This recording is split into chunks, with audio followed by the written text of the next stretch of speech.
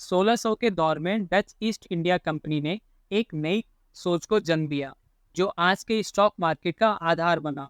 उनके पास कई शिप्स थी जो गोल्ड, पोर्सिलेन, स्पाइसेस और सिल्क्स को दुनिया भर में ट्रेड करती थी। लेकिन ये सब करना इतना आसान नहीं था क्योंकि इतने बड़े ऑपरेशन को चलाना काफ़ी महंगा पड़ता था। अपनी इस बिजनेस को जिंदा रखने के लिए कंपनी ने एक नई तकनीक अपनाई। उन्होंने प्राइवेट सिटीजन्स को अपने सफर में पार्टनर बनाया।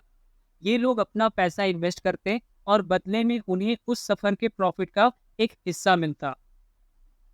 आज हम इस प्रोसेस को शेयर या स्टॉक्स के रूप में जानते हैं, लेकिन उस समय ये एक नए तरीके का बिजनेस था।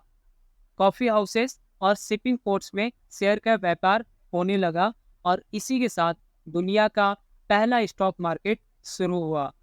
आज कंपनियां इन्वेस्टर से पैसा रेज करके अपने बिजनेस को बढ़ाने का काम करती हैं, लेकिन उस समय डच ईस्ट इंडिया कंपनी ने बिना जाने दुनिया को एक नए इकोनॉमिक मॉडल से मिलवा दिया।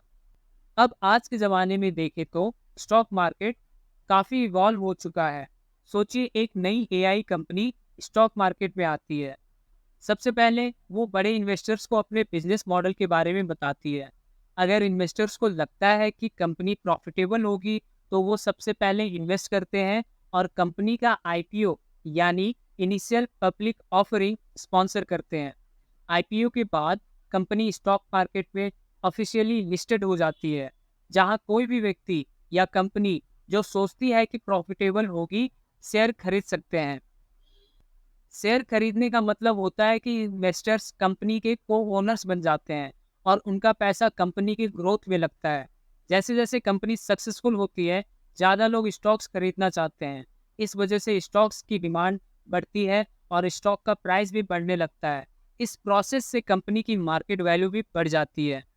लेकिन अगर कंपनी प्रॉफिटेबल ना लगे या इन्वेस्टर्स को लगे कि कंपनी के फ्यूचर में रिस्क है, तो वो अपने स्टॉक्स बेचने लगते हैं। जब स्टॉक्स ज़्यादा बेचे जाने लगते हैं तो उनका प्राइस गिरने लगता है और उनके साथ कंपनी की मार्केट वैल्यू भी कम हो जाती है। ये ऊपर नीचे का खेल पूरी तरह मार्केट की डिमांड और सप्लाई और कंपनी के परफॉर्मेंस पर निर्भर करता है। स्टॉक मार्केट में काफ़ी चीज़ें असर डालती हैं, जैसे रॉ मटेरियल के दाम, नई टेक्नोलॉजी का आना, लेबर कॉस्ट बढ़ना या कोई भी गवर्नमेंट पॉलिसी जो नई हो। इन्वेस्टर्स को कभी कभी लीडरशिप चेंज या बैड पब्लिसिटी की भी चिंता होती है। यही सब चीज़ें स्टॉक प्राइसेस को हर रोज बदलने का कारण बनती है।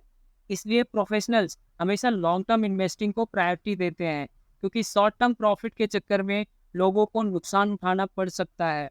लेकिन आज के टाइम में इंटरनेट ने सब कुछ बदल दिया है।